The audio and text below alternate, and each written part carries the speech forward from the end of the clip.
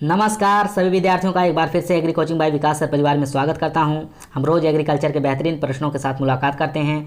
जैसा कि आप लोगों को पता है कि कृषि विज्ञान से संबंधित जितने भी एग्ज़ाम होते हैं, चाहे आईसीआर हो, चाहे कृषि पर्यवेक्षक हो, चाहे BHU, AFO, IBPS, TGT, PGT, जो भी इस तरीके के एग्ज़ाम होते हैं उनकी तैयारी से संबंधित हम रोज़ाना प्रश्नों को लेकर आते हैं। प्यारे विद्यार्थी जितने भी हमारे चैनल से जुड़े हैं सबका हम एग्री कोचिंग बाय विकास सर परिवार में स्वागत और अभिनंदन करते हैं। चलिए देखते हैं आज का क्वेश्चन किस टाइप के। काफ़ी इंपॉर्टेंट और मोस्ट क्वेश्चनों को हम लेकर आए हैं। ये मुख्य रूप से टीजीटी और पीजीटी जो एग्रीकल्चर की वैकेंसी है ये उसके लिए बनाई गई है। बाकी ऑल एग्रीकल्चर जितने भी एग्जाम होते हैं, चाहे आईसीआर, बीएचयू, एएफओ, जो भी एग्जाम इस तरीके से होते हैं सबके लिए इन क्वेश्चनों को सम्मिलित किया जाता है। ठीक है, तो काफ़ी इंपॉर्टेंट सीरीज है आज की रहने वाली। तो देखते हैं फर्स्ट क्वेश्चन हमारा क्या कह रहा है। प्रथम क्वेश्चन कह रहा है कि आलू का उत्पत्ति स्थान कहाँ है। ठीक है, आपको बताना है आलू का उत्पत्ति स्थान कहाँ पर है। पहला ऑप्शन है हडसन की खाड़ी यानी कि उत्तरी अमेरिका, दूसरा है मैक्सिको उत्तरी अमेरिका, तीसरा है पेरू दक्षिणी अमेरिका, चौथा ऑप्शन है भूमध्य सागरीय क्षेत्र। इन चारों में से बताइए आलू का उत्पत्ति स्थान कहाँ माना गया है। तो इसका उत्पत्ति स्थान में दोस्त हो जाएगा करेक्ट आंसर यानी कि पेरू दक्षिणी अमेरिका। थर्ड ऑप्शन इसमें करेक्ट आंसर हो जाएगा। उसके बाद बात कर लेते हैं यानी कि मैक्सिको उत्तरी अमेरिका। यहाँ पर उत्पत्ति स्थान जो माना गया है वो माना गया है अमरूद का प्लस पपीता। ठीक है, अमरूद और पपीता का उत्पत्ति स्थान कहाँ माना गया है, ये मैक्सिको उत्तरी अमेरिका हो जाएगा। उसके बाद बात कर लेते हैं भूमध्य सागरीय क्षेत्र। ये जितनी भी कोल क्रॉप होती हैं गोभी वर्गीय, ठीक है, चाहे पात गोभी हो चाहे गांठ गोभी हो, जितनी भी गोभियाँ होती हैं इस प्रकार की क्रॉप्स की उत्पत्ति स्थान कहाँ माना गया है, ये हो जाएगा भूमध्य सागरीय क्षेत्र। चलिए दोस्त चलते हैं नेक्स्ट क्वेश्चन पर। देखिए दोस्तों काफ़ी सरल और आसान क्वेश्चन है। यहाँ पे देख सकते हैं पूछ रहा है निम्नलिखित में से कौन सा युग्म सही सुमेलित नहीं है। ठीक है, यहाँ पर सही सुमेलित नहीं है उसको आपको देखना है। यानी कि इसमें परागण की प्रक्रिया के बारे में पूछा गया है। पहला ऑप्शन देख लेते हैं वायु द्वारा परागण एनिमोफिली, जल द्वारा परागण मेलेकोफिली, कीटों द्वारा परागण एंटमोफिली, पक्षियों द्वारा परागण ऑर्थिनोफिली। इन चारों में से बताइए कौन सा इनकरेक्ट आंसर हो जाएगा। ठीक है, तो इसका करेक्ट आंसर हो जाएगा, देख लेते हैं जल द्वारा जो परागण होता है वो मेलेकोफिली नहीं होता है। ठीक है, जल द्वारा परागण जो होता है वो क्या हो जाएगा, वो हो जाएगा मेरे दोस्त हाइड्रोफिली। ठीक है, क्या हो जाएगा यहाँ पे लिख दे रहे हैं हाइड्रोफिली हो जाएगा। उसको क्या कहते हैं हाइड्रोफिली, ये आप याद रखेंगे। और उसके बाद जो यहाँ मेकेलोफिली दिया हुआ है ये घोंघे जो होते हैं, ठीक है, घोंघे द्वारा अगर जो परागण होता है उसको मेकेलोफिली कहा जाता है, इतना याद रखेंगे। बाकी वायु द्वारा परागण जो होता है उसको क्या कहते हैं एनिमोफिली कहते हैं, कीटों द्वारा जो परागण होता है एंटोमोफिली कहते हैं, पक्षियों द्वारा जो परागण होता है ऑर्थिनोफिली कहा जाता है। ठीक है, एक चीज़ और याद रखेंगे तितली द्वारा जो परागण होता है, किसके द्वारा, तितलियों द्वारा, इसको भी आप बढ़िया से देख लेंगे। तितलियों द्वारा जो परागण होता है उसको फाइकोफिली कहते हैं। ठीक है, फाइकोफिली कहा जाता है। और चींटियों द्वारा जो परागण होता है उसको मिर्मिकोफिली कहा जाता है। ये एक्स्ट्रा चीज़ों को आप एक बार बढ़िया से देख लेंगे। चलिए चलते हैं दोस्त नेक्स्ट क्वेश्चन पर। तो इसका करेक्ट आंसर हो जाएगा यानी कि यहाँ पर सेकंड ऑप्शन इसमें करेक्ट आंसर हो जाएगा। ठीक है, जल द्वारा जो परागण होता है उसको हाइड्रोफिली कहा जाता है, घोंघों द्वारा जो परागण होता है उसको मेकेलोफिली कहा जाता है। इसको आप याद रखें। चलिए चलते हैं नेक्स्ट क्वेश्चन पर। क्वेश्चन नंबर 3 देख सकते हैं आप, काफ़ी इंपॉर्टेंट और अच्छा क्वेश्चन है। पूछ रहा है कौन सा युग्म असुमेलित है। ठीक है, गर्भकाल के बारे में बताना है। बकरी का गर्भकाल क्या 80 दिन का होता है, भेड़ का गर्भकाल 151 दिन का होता है, भैंस का गर्भकाल 310 दिन का होता है, या गाय का गर्भकाल 285 दिन का होता है। असुमेलित को छांटना है। ठीक है, इसमें से बताना कौन सा गलत है। तो गलत हो जाएगा यानी कि फर्स्ट ऑप्शन इसमें गलत हो जाएगा। बकरी का गर्भकाल कितना होता है, 80 दिन का नहीं होता, ये होता है 148 दिन का। ठीक है, कितने दिन का होता है, 148 दिन। बाकी भेड़ का गर्भकाल 151 दिन का होता है, भैंस का 310 दिन का होता है, गाय का 285 दिन होता है, ये आप याद रखेंगे। तो असुमेलित को हमको इसमें देखना था तो हो जाएगा फर्स्ट ऑप्शन इसमें एकदम करेक्ट। ठीक है, बकरी का गर्भकाल 148 दिन का होता है, याद रखेंगे। काफी इंपॉर्टेंट क्वेश्चन है। चलिए चलते हैं नेक्स्ट क्वेश्चन पर। क्वेश्चन कह रहा है सामान्यतः कद्दू वर्गीय सब्जियां में किस प्रकार के फूल पाए जाते हैं। ठीक है, आपको बताना है कद्दू वर्गीय जो सब्जियां होती हैं उसमें किस प्रकार के फूल पाए जाते हैं। एंड्रोमोनोसियस पाए जाते हैं, या हार्मोफ्लाइट्स पाए जाते हैं, मोनोसियस पाए जाते हैं, या डायोसियस पाए जाते हैं। तो ये काफ़ी इंपॉर्टेंट मोस्ट इंपॉर्टेंट क्वेश्चन है। तो आप देखिए तो इसमें से कौन सा करेक्ट आंसर हो जाएगा, यानी कद्दू वर्गीय जो बेल वर्गीय सब्जियां होती हैं उसमें किस प्रकार के फूल पाए जाते हैं ये आपको बताना है। तो इसका करेक्ट आंसर हो जाएगा यानी कि मोनोसियस। थर्ड ऑप्शन इसमें करेक्ट आंसर हो जाएगा। इसमें क्या होता है कद्दू वर्गीय जो बेल वर्गीय जो सब्जियां होती हैं, मान लीजिए ये बेल है तो इस प्रकार के इसमें शाखाएं जो लताएं काफ़ी दूर तक जाती हैं तो उसके फूल जो होते हैं अलग अलग पाए जाते हैं। ठीक है, जैसे यहाँ पे नर फूल लग गया, ठीक है, यहाँ पे नर फूल लग गया और यहाँ पर फीमेल फूल लग गया, मादा फूल लग गया। तो नर और मादा फूल अलग अलग स्थानों पर पाए जाते हैं। ठीक है, इसको कहा जाता है क्या, कि इसको कहा जाता है कद्दू वर्गीय सब्जियों में मोनोसियस फ्लावर्स पाए जाते हैं। ठीक है, उसके बाद एंड्रोमोनोसियस किस में पाया जाता है, आम का पुष्पक्रम जो होता है एंड्रोमोनोसियस पाया जाता है। और सब्जी वर्गीय में एक आता है खरबूज का पुष्पक्रम जो होता है, ये भी एंड्रोमोनोसियस होता है। ठीक है, तो ये याद रखेंगे। और डायसियस की बात कर लेते हैं। डायसियस किस में पाया जाता है, एक परवल में पाया जाएगा और एक टिंडा चोरी सब्जी आती है टिंडा चोरी, तो इसके अंदर भी ये डायसियस प्रकार के फूल पाए जाते हैं, ये आप याद रखेंगे। चलिए चलते हैं दोस्तों नेक्स्ट क्वेश्चन पर। काफ़ी मोस्ट और इम्पॉर्टेंट क्वेश्चन यहाँ पे देख सकते हैं। क्वेश्चन कह रहा है कलम और एयर लेयरिंग में शीघ्र ही सुगमता से जड़ फुटान हेतु किस हार्मोन का प्रयोग करते हैं। ठीक है, अगर कलम लगा रहे हैं चाहे एयर लेयरिंग द्वारा हम कलम को लगा रहे हैं तो उसमें जड़ उत्पन्न करने के लिए किस हार्मोन्स का प्रयोग किया जाता है। पहला ऑप्शन है NAA, दूसरा है IBA, तीसरा ऑप्शन है 2,4-D, चौथा ऑप्शन है C2H4 जिसको इथ्रेल के नाम से कहा जाता है। ठीक है, तो इसका करेक्ट आंसर हो जाएगा यानी कि किसका प्रयोग करते हैं, एंडोल ब्यूटरिक एसिड का प्रयोग किया जाता है, IBA का। ठीक है, IBA का प्रयोग करते हैं, तो हमारे क्वेश्चन का करेक्ट आंसर हो जाएगा सेकंड वाला। तो ये एक चीज़ और इसमें देखेंगे तो इसको बाजार में लेने के लिए रूटेक्स, ठीक है, रूटेक्स के नाम से ये मिलती है और सेरोडेक्स के नाम से आपको बाजार में मिलेगी। ठीक है, सेरोडेक्स के नाम से बाजार में ये उपलब्ध है और रैपिड रूट्स के नाम से भी ये उपलब्ध है और क्विक रूट्स के नाम से भी बाजार में मिल जाती है आसानी से। इसका प्रयोग हम कैसे करेंगे, 2000 ppm, ठीक है, 2000 ppm दवा लेंगे, 1 लीटर पानी में घोल बनाकर इसका जड़ जो होती है कलम जो होती है उसको पानी में डुबोकर उसके बाद हम इसको लगा देते हैं। इससे क्या होते हैं, जड़ें जल्दी विकसित हो जाती हैं। उसके बाद बात कर लेते हैं नेफ्थलीन एस्टिक एसिड की। ठीक है, उसके बाद बात कर लेते हैं नेफ्थलीन एस्टिक एसिड के यानी कि NAA। तो NAA क्या है, फल और फूलों को झड़ने से रोकता है। क्या करता है, फल और फूलों को झड़ने से रोकता है NAA। ठीक है, इसका नाम होता है नेफ्थलीन एस्टिक एसिड। उसके बाद बात कर लेते हैं कि 2,4-डाइक्लोरोफेनोस्टिक एस्टिक एसिड, इसको 2,4-D कहा जाता है। ठीक है, इसका 2 प्रकार से प्रयोग किया जाता है। किस प्रकार के, एक 20 ppm से कम प्रयोग करेंगे, एक 20 ppm से अधिक प्रयोग करेंगे। ठीक है, 20 ppm से कम अगर हम प्रयोग कर रहे हैं 2,4-D का तो वो हार्मोन्स कहलाएगा। ठीक है, अगर 20 ppm से अधिक हम प्रयोग कर रहे हैं तो एक प्रकार का खरपतवारनाशी में प्रयोग में लेते हैं। ठीक है, ये आपको मात्रा याद रखना है। ठीक है, और NAA जो यहाँ पर दिया है नेफ्थलीन एस्टिक एसिड, इसको मार्केट में किस नाम से उपलब्ध है, इसको भी आप याद रखना है क्योंकि काफ़ी बार एग्जामों में पूछ लेता है। ठीक है, ये प्लेनोफिक्स के नाम से ये मार्केट में उपलब्ध है, प्लेनोफिक्स के नाम से। चलिए चलते हैं दोस्तों नेक्स्ट क्वेश्चन पर। क्वेश्चन कह रहा है कौन सा युग्म असुमेलित है। ठीक है, असुमेलित को आपको देखना है। जियामेज इंडेंटाटा डेंट कॉर्न होता है, जियामेज डेंडुराटा फ्लिंट कॉर्न होता है, जियामेज सेकेराटा स्वीट कॉर्न होता है या जियामेज इवर्टा फ्लोर कॉर्न होता है। इन चारों में से बताइए कौन सा असुमेलित है। तो असुमेलित इसमें 4th नंबर हो जाएगा यानी कि जियामेज इवर्टा नहीं रहेगा यहाँ पर, ये जियामेज पॉप कॉर्न हो जाएगा। ठीक है, पॉप कॉर्न हो जाएगा, ये आप याद रखेंगे। और ये फ्लोर कॉर्न जो होता है ये जियामेज ई मलेशिया, ठीक है, ई मलेशिया ये हो जाएगा फ्लोर कॉर्न। ठीक है, ये आप याद रखेंगे। और जियामेज पॉपकॉर्न ये आपको याद रखना है। तो हमारे क्वेश्चन का करेक्ट आंसर हो जाएगा यानी कि 4th नंबर। ठीक है, जियामेज पॉपकॉर्न होता है। यहाँ देख सकते हैं एक और बेहतरीन क्वेश्चन कह रहा है निम्नलिखित में से कौन सा युग्म सही सुमेलित नहीं है। ठीक है, आपको यहाँ बताना सही सुमेलित नहीं है। रूपांतरित जड़ का प्रकार दिया हुआ है और जड़ वाली सब्जी दिया हुआ है। ठीक है, क्या ट्यूबरस जड़ जो होती है चुकंदर में पाई जाती है, क्या फ्यूजीफॉर्म जड़ मूली में पाई जाती है, क्या कॉनिकल जड़ गाजर में पाई जाती है या नेफीफॉर्म जड़ जो होती है सलजम का प्रकार है। चारों में से बताइए कौन सा असुमेलित नहीं है। तो इसका करेक्ट आंसर हो जाएगा मेरे दोस्त यानी कि फर्स्ट ऑप्शन, ट्यूबरस जड़ जो होती हैं ये चुकंदर में नहीं होती हैं। ट्यूबरस जड़ किस में होती हैं, ये पाई जाती हैं शकरकंद में। ठीक है, किस में पाई जाती हैं, शकरकंद में पाई जाती हैं, आपको याद रखना है। और चुकंदर की जड़ कैसी होती है, ये सलजम और चुकंदर की जड़ जो होती हैं ये नेपी फॉर्म में होती है। ठीक है, कैसी होती हैं, नेपी फॉर्म में पाई जाती है। और ट्यूबरस जड़ शकरकंद में पाई जाती है, आपको याद रखना है। तो बाकी फ्यूजीफॉर्म मूली की जड़ का प्रकार है और कोनिकल ये गाजर का रूट प्रकार है और पेनीफॉर्म की जो जड़ का प्रकार है सलजम और चुकंदर के अंदर पाई जाती है, ये आपको याद रखें। तो हमारे क्वेश्चन का करेक्ट आंसर हो जाएगा फर्स्ट ऑप्शन। ठीक है, चलिए चलते हैं दोस्त नेक्स्ट क्वेश्चन पर। क्वेश्चन यहाँ पे कह रहा है उपरोपण जिसको ग्राफ्टिंग कहा जाता है, मूल वृंत का प्रभाव सांकुल डारी पर या सांकुल का प्रभाव मूल वृंत पर पड़ता है उसे क्या कहा जाता है।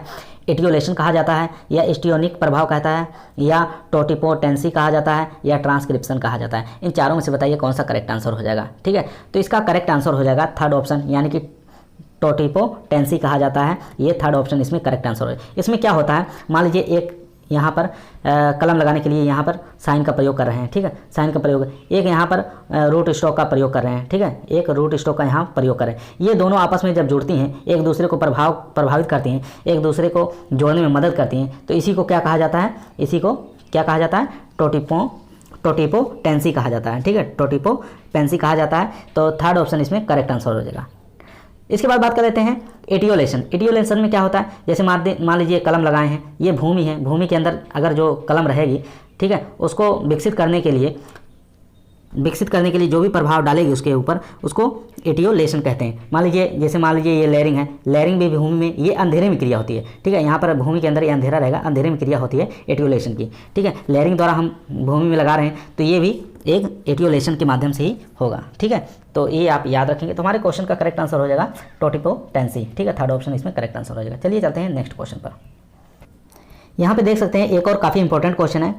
काफ़ी इंपॉर्टेंट क्वेश्चनों को हम लेके आते हैं, जो कि आप देख ही रहे हैं कि किताबों में इस प्रकार के क्वेश्चन बहुत ही कम ही देखने को मिलता है। तो हम इस प्रकार के क्वेश्चन बनाते हैं ताकि आप लोगों को आसानी से समझ में आ जाए, और उन्हीं क्वेश्चनों को लेके आते हैं जो एग्जाम में बार बार पूछा जाता है, ठीक है। तो किसी भी प्रकार से आप इसका जवाब दे सकते हैं। तो यहाँ पे क्वेश्चन कह रहा है कि अरहर का वैज्ञानिक नाम होता है कैजनस कैजान का संबंध असत्य कथन है, ठीक है, इसमें से बताना है असत्य कथन कौन सा है, ठीक है। सभी जो भी इसमें दिए हैं चारों पॉइंट, कैजनस कैजान यानी कि अरहर के बारे में ही दिया गया है, तो इसमें से असत्य को आपको छांटना है। तो पहला ऑप्शन देख लेते हैं, दलहनी फसलों में अरहर का चना, उड़द और मूंग के बाद उत्पादन में चौथा स्थान है। दूसरा ICPH 8 अरहर की प्रथम संकर किस्म है, जो ICRISAT हैदराबाद द्वारा 1991 में विकसित की गई है। तीसरा ऑप्शन है अरहर की बीज दर 12 से 15 किलोग्राम प्रति हेक्टेयर रखते हैं। चौथा ऑप्शन है प्रभात अरहर की आगेती किस्म है। इन चारों में से बताइए कौन सा गलत है। तो इसका करेक्ट गलत जो हमको देखना है, तो इसमें दलहनी फसलों में अरहर का चना, उड़द और मूंग के बाद चौथा स्थान है। जी एकदम ये गलत है, क्योंकि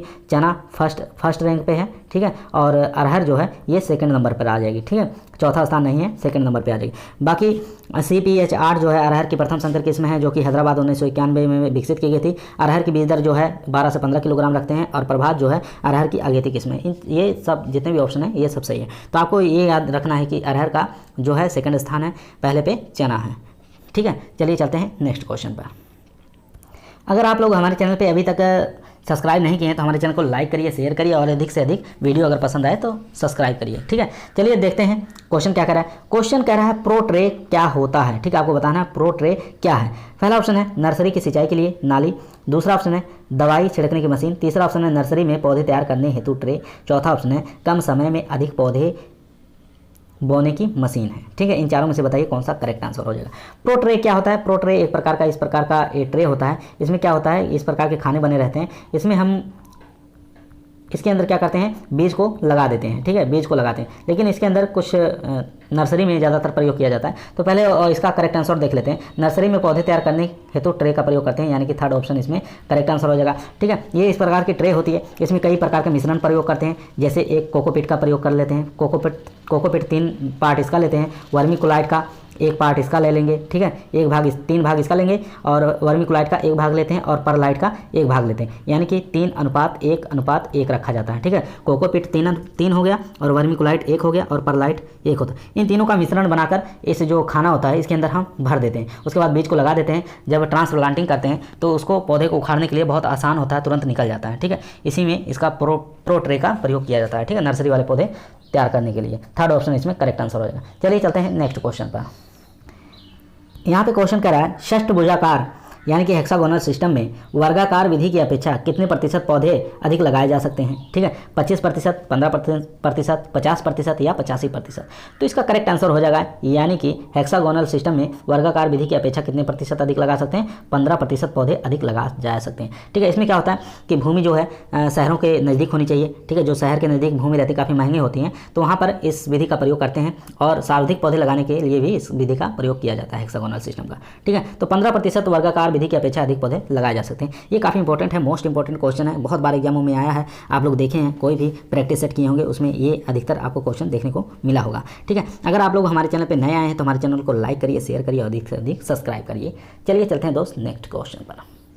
एनिमल का एक और क्वेश्चन काफ़ी बेहतरीन क्वेश्चन है। यहाँ पे देख सकते हैं कौन सा युग्म असुमेलित है, ठीक है। असुमेलित को आपको देखना है। निषेचन की क्रिया दिया हुआ है। गाय भैंस में क्या निषेचन की क्रिया सर्विंग होती है, भेड़ में क्या निषेचन की क्रिया लैम्बिंग होती है, क्या बकरी में सर्विंग होती है, ऊँट में कोपुलेशन होता है। तो असत्य को आपको छांटना है, ठीक है। तो इसमें बताइए कौन सा असत्य है। तो इसका करेक्ट आंसर हो जाएगा यानी कि भेड़ में जो ये निषेचन की क्रिया होती है, ठीक है, उसको क्या कहते हैं, टपिंग कहा जाता है, ठीक है। क्या कहते हैं, टपिंग कहा जाता है। और भेड़ के ब्याने की क्रिया को क्या कहते हैं, लैम्बिंग कहते हैं, ठीक है। भेड़ के ब्याने की क्रिया को लैम्बिंग कहा जाता है भेड़ में। और भेड़ में निषेचन की क्रिया को क्या कहा जाता है, टपिंग कहा जाता है। ये आप याद रखेंगे, ठीक है। और ब्याने की क्रिया जैसे गाय है, भैंस है और ऊँट में, गाय भैंस और ऊँट में जो ब्याने की क्रिया होती है उसको कबिंग कहते हैं, ठीक है। क्या कहते हैं, कबिंग कहा जाता है। किसमें, गाय में, भैंस में और ऊँट में। और बकरी में ब्याने की क्रिया को क्या कहते हैं, किडिंग कहा जाता है। ये आप याद रखेंगे। बाकी बकरी की निषेचन की क्रिया जो होती है वो सर्विंग होती है, ऊँट में कोपुलेशन कहलाती है, गाय भैंस में सर्विंग कहलाती है। ये आप याद रखेंगे। तो हमारे क्वेश्चन का करेक्ट आंसर हो जाएगा यानी कि सेकंड वाला। चलिए चलते हैं दोस्त नेक्स्ट क्वेश्चन पर। क्वेश्चन कह रहा है पौधों को निश्चित आकार, संरचना, मजबूती प्रदान करने हेतु विवेकपूर्ण तरीके से शाखाओं को काटना क्या कहलाता है, कृंतन कहलाता है, सदाई कहलाता है, पिचिंग कहलाता है या हैंडिंग बैक कहलाता है। तो इसमें से बताइए कौन सा करेक्ट आंसर हो जाएगा। तो इसका करेक्ट आंसर हो जाएगा मेरे दोस्त यानी कि सदाई कहलाता है, जिसको हम ट्रेनिंग के नाम से जानते हैं, ठीक है। तो पौधे को एक निश्चित आकार, संरचना, मजबूती प्रदान करने के लिए शाखाओं को काटना क्या कहलाता है, सदाई कहलाता है यानी कि ट्रेनिंग कहलाता है। ये आप याद रखेंगे। चलिए चलते हैं नेक्स्ट क्वेश्चन पर।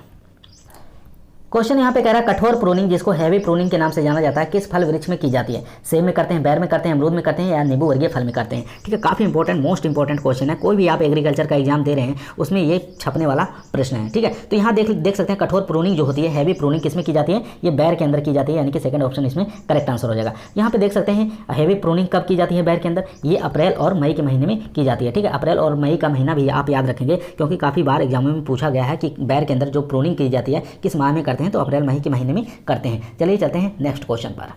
क्वेश्चन यहाँ पे देखिए पीछे एक बार आ चुका है, फिर दोबारा एक क्वेश्चन आया है। तो अगर आप लोगों को याद है तो आप इसको आसानी से सही कर सकते हैं। यहाँ पे क्वेश्चन पूछ रहा है फूलों और फलों को झड़ने से रोकने के लिए कौन से वृद्धि नियंत्रक हार्मोन का छिड़काव किया जाता है। तो पहला है यानी कि नैप्थेलिन एस्टिक एसिड, दूसरा है IAA, इसको एंडोल एस्टिक अम्ल बोला जाता है, तीसरा ऑप्शन है एंडोल ब्यूटारिक अम्ल, जिसको IBA बोला जाता है, चौथा ऑप्शन है इथ्रेल, जिसको इथाइलिन बोला जाता है। इन चारों में से बताइए कौन सा फूलों और फलों को झड़ने से रोकने वाला हार्मोन्स है। तो इसका करेक्ट आंसर हो जाएगा यानी कि नैप्थेलिन एस्टिक अम्ल, ठीक है, जिसको NAA कहा जाता है। ये क्या काम करता है, फल और फूलों को झड़ने से रोकता है, ठीक है। तो इसकी मात्रा कितनी लेते हैं ये भी आपको याद होना चाहिए, 20 से लेकर 50 ppm, 20 से लेकर 50 ppm इसकी मात्रा प्रयोग में लिया जाता है हार्मोन्स के रूप में, ठीक है। मार्केट में किस नाम से आपको मिलेगा, तो ये भी आपको याद होना चाहिए, ये फ्लेनोफिक्स के नाम से मार्केट में उपलब्ध होता है, ठीक है। फ्लेनोफिक्स के नाम से मार्केट में आपको मिलेगा ये हार्मोन्स, NAA के नाम से नहीं आता है, फ्लेनोफिक्स के नाम से मिलेगा। 20 से 50 ppm इसका घोल बनाकर इस पर स्प्रे करना है। चलिए चलते हैं दोस्त नेक्स्ट क्वेश्चन पर। क्वेश्चन कह रहा है निम्नलिखित में से कौन सा युग्म सही है, ठीक है। आपको सही युग्म को छांटना है, ठीक है। बैंडिंग अंगूर में करते हैं, रिंगिंग अमरूद में करते हैं, स्प्रिंजिंग अनार में करते हैं या 2,4-D फूलों और फलों को झड़ने से रोकता है। तो इसमें से बताइए कौन सा सही हो जाएगा। तो करेक्ट आंसर हो जाएगा यानी कि 2,4-D का प्रयोग फूलों और फलों से झड़ने से रोकने के काम में लेते हैं। फोर्थ ऑप्शन इसमें करेक्ट आंसर हो जाएगा। क्यों लेते हैं, 20 ppm से हम बताए हैं, 20 ppm से कम प्रयोग करेंगे तो NAA, ठीक है, NAA की जगह हम इसका 2,4-D का प्रयोग कर सकते हैं। 20 ppm से कम मात्रा में प्रयोग लेंगे, जो हार्मोन्स का काम करेगा, फूलों और फलों से झड़ने से काम करेगा, ठीक है। अगर NAA हार्मोन्स हमको नहीं मिल रहा है तो उसकी जगह 2,4-D 20 ppm से कम प्रयोग करके हम फूलों और फलों को झड़ने से रोक सकते हैं। यहाँ पे देख सकते हैं बैंडिंग दिया है, ये किस में करते हैं, ये अमरूद में किया जाता है, ठीक है। ये किस में किया जाता है, अमरूद में किया जाता है। यहाँ पे रिंगिंग दिया है, रिंगिंग किस में करते हैं, ये अंगूर में किया जाता है, ये आपको याद होना चाहिए। और स्प्रिंजिंग किस में करते हैं, आम में करते हैं, ठीक है। आम में धुआं करना, स्पंजिंग करना, ठीक है, ये आ जाएगा फिलीपींस के अंदर। स्पंजिंग क्रिया करते हैं, वहाँ पे आम के अंदर जो क्रॉप्स होते हैं उसमें धुआं किया जाता है, ताकि फल और फूल जो होते हैं अच्छे से वृद्धि कर सकें, और कोहरे से बचाने के रूप में भी इसका प्रयोग किया जाता है, ठीक है। चलिए चलते हैं नेक्स्ट क्वेश्चन पर। क्वेश्चन काफ़ी बेहतरीन यहाँ पे भी है, देख सकते हैं कि प्याज और लहसुन अनुसंधान निदेशालय कहाँ पर स्थित है, राजगुरुनगर, सोलन में या तिरुवनंतपुरम या बेंगलोर में। काफ़ी इंपॉर्टेंट क्वेश्चन है, ये आपको याद रखना है कि प्याज और लहसुन का अनुसंधान निदेशालय कहाँ पर स्थित है, ठीक है। तो इसका करेक्ट आंसर हो जाएगा यानी कि राजगुरुनगर, ठीक है। राजगुरुनगर कहाँ पर है, ये महाराष्ट्र में है, ठीक है। तो इसका करेक्ट आंसर हो जाएगा प्याज और लहसुन का अनुसंधान निदेशालय कहाँ पर है, राजगुरुनगर, महाराष्ट्र के अंदर है। इसके बाद बात कर लेते हैं सोलन में क्या है। सोलन में आपको याद रखेंगे कि यहाँ पर DMR, ठीक है, DMR यानी कि मशरूम अनुसंधान संस्थान कहाँ पर है, सोलन हिमाचल प्रदेश के अंदर है, ठीक है। ये आपको याद रखेंगे। बाकी हार्टिकल्चर रिसर्च सेंटर जो है ये आपका बेंगलोर में हो जाएगा, हसरगट्टा में, ठीक है। इसको भी आप याद होना चाहिए। चलिए चलते हैं नेक्स्ट क्वेश्चन पर। क्वेश्चन यहाँ पे पूछ रहा है आम के बीज यानी कि सीड कैनल्स जो इसको कहा जाता है, इसमें प्रोटीन की मात्रा कितनी पाई जाती है। जो आम का बीज होता है जिसको गुठली कहते हैं, उसके अंदर जो सीड निकलता है उसके अंदर प्रोटीन की मात्रा पूछ रहा है कितनी प्रतिशत पाई जाती है। तो 6.5%, 3.5%, 9.5% या 13.5%। चारों ऑप्शन बताइए कौन सा करेक्ट आंसर हो जाएगा। तो आम के बीज के अंदर जो पाई जाती है प्रोटीन की मात्रा यानी कि 9.5% पाई जाती है। थर्ड ऑप्शन इसमें करेक्ट आंसर हो जाएगा। चलिए चलते हैं नेक्स्ट क्वेश्चन पर। अभी तक अगर आप लोग हमारे चैनल पर नए आए हैं या अगर अभी तक हमारे चैनल को सब्सक्राइब नहीं किए हैं तो हमारे चैनल को लाइक करिए, शेयर करिए। अगर वीडियो पसंद आए तो आप शेयर करिए। चलिए चलते हैं नेक्स्ट क्वेश्चन पर। क्वेश्चन यहाँ पे कह रहा है निम्नलिखित कथनों को पढ़िए। ठीक है, पहले ऑप्शन बना लेते हैं। ऑप्शन इसमें बना नहीं, इसको ए बना लेते हैं, इसको बी बना लेते हैं, सी है, ये डी है। ठीक है, ऑप्शन को बना लेते हैं। पहले में क्या ए और बी सही है, बी ऑप्शन में क्या बी और सी सही है, सी ऑप्शन में देख लेते हैं क्या बी व डी सही है, और डी ऑप्शन में देख लेंगे ए व सी सही है। इन चारों में से अभी देखते हैं कौन कौन सा करेक्ट आंसर हो जाएगा। चलिए पहला ऑप्शन देखते हैं। आम के गुणसूत्र संख्या 2n = 40 होता है। दूसरा है आम के मूल रूप शीतोष्ण जलवायु का पौधा है। तीसरा ऑप्शन आम में सामान्यतः वृद्धि के लिए 24 से 27 डिग्री सेंटीग्रेड तापमान उपयुक्त रहता है। चौथा ऑप्शन आम के फूल से फल ठहराव 1% होता है। तो इसका करेक्ट आंसर हो जाएगा यानी कि ये हो जाएगा डी ऑप्शन। ठीक है, डी ऑप्शन यानी कि फर्स्ट ऑप्शन और इसमें थर्ड ऑप्शन। ठीक है, यानी कि आम में गुणसूत्र संख्या 2n = 40 हो जाएगा। एक ये सही हो जाएगा। उसके बाद दूसरा आम मूल रूप से शीतोष्ण जलवायु का पौधा नहीं, ये गलत हो जाएगा क्योंकि उष्ण और उपोष्ण जलवायु का पौधा है। उसके बाद थर्ड ऑप्शन कह रहा है आम की सामान्यता वृद्धि के लिए 24 से 27 डिग्री सेंटीग्रेड तापमान उपयुक्त रहता है। ये भी करेक्ट आंसर हो जाएगा। आम के फूलों से फल ठहराव 1% होता है। जी ये भी गलत है। ठीक है, क्यों गलत है? क्योंकि 0.1% रहेगा। ठीक है, कितना रहेगा? 0.1% रहेगा आम में फूल के फल ठहराव के लिए। चलिए चलते हैं नेक्स्ट क्वेश्चन पर। आज का लास्ट सवाल है। क्वेश्चन लास्ट कह रहा है कि खजूर में नर और मादा पुष्प अलग अलग पौधे पर पाए जाते हैं। इस स्थिति को क्या कहते हैं? ठीक है, आप लोग देखते हैं कि जो खजूर का प्लांट होता है, नर प्लांट अलग होता है और मादा प्लांट अलग होता है, या नर और मादा पुष्प अलग अलग पौधे पर पाए जाते हैं। ठीक है, ऐसी स्थिति को क्या कहा जाता है? इसके द्विलिंगाश्री कहते हैं, एकलिंगाश्री कहते हैं, या विषमवर्तिका कहते हैं, या विषम काल परिपक्वता कहते हैं। ठीक है, तो इसका करेक्ट आंसर हो जाएगा यानी कि ऐसी स्थिति को क्या कहते हैं? एकलिंगाश्री यानी कि डायोसियस कहते हैं। ठीक है, तो इसमें क्या होता है, मान लीजिए एक प्लांट पे इसमें ये फूल जो लगे हैं ये नर लगे हैं। ठीक है, एक ही पेड़ पे पूरे नर फ्लावर लगे हैं, दूसरे प्लांट पे पूरे मादा फ्लावर लगे हैं। ठीक है, तो ऐसी स्थिति में क्या होता है, परागण करने में काफ़ी ज़्यादा दिक्कत होती है। तो ऐसी स्थिति में क्या करते हैं, नर परागण को लेके मादा के जो फूल होते हैं उसके ऊपर उसके परागण को छिड़क दिया जाता है। ठीक है, ऐसे परागण को क्या कहते हैं? हस्त परागण कहते हैं। ठीक है, हाथों द्वारा परागण को छिड़का जाता है। ठीक है, तो हस्त परागण कहते हैं। तो ये हस्त परागण किसके अंदर किया जाता है? ये खजूर के प्लांट के अंदर किया जाता है। उसके बाद बात कर लेते हैं द्विलिंगाश्री। ठीक है, यहाँ पे द्विलिंगाश्री ये कुकुरबिट्स की जितनी भी सब्जियाँ होती हैं उसके अंदर ये द्विलिंगाश्री यानी कि मोनोसियस पाया जाता है। ठीक है, एक कटहल के अंदर भी आपको देखने का मिलेगा। ठीक है, कटहल में और नारियल में भी आपको द्विलिंगाश्री देखने को मिलेगा। बात कर लेते हैं थर्ड ऑप्शन हेट्रोस्टाइली। हेट्रोस्टाइली किसमें पाया जाता है? बैगन में पाया जाता है। ठीक है, बैगन में देखने को मिलेगा और अनार के अंदर हेट्रोस्टाइली मिलेगा। उसके बाद विषम काल पक्वता यानी कि फोर्थ नंबर, ये आप में इसमें मतलब 2 प्रकार के पाए जाते हैं, एक प्रोटोएंड्री एक प्रोटोगानी। ठीक है, जिसमें नर भाग पहले परिपक्व होते हैं वो प्रोटोएंड्री, बाकी प्रोटोगानी होते हैं। ठीक है, जिसमें मादा भाग पहले परिपक्व होते हैं। तो खजूर और प्याज और गाजर ये प्रोटोएंड्री कहलाते हैं, और प्रोटोगानी में भिंडी, गोभी वर्गीय जितनी भी सब्जियां होती है प्रोटोगानी होती हैं। तो इसको आपको याद रखना है। चलिए चलते हैं नेक्स्ट क्वेश्चन पर। नेक्स्ट क्या क्वेश्चन, आज का क्वेश्चन यहीं पर समाप्त हुआ है। अगर आप लोगों को वीडियो अच्छा लगा हो तो हमारे चैनल को लाइक करिए, शेयर करिए, अधिक से अधिक सब्सक्राइब करिए। वीडियो देखने के लिए सभी लोगों को धन्यवाद।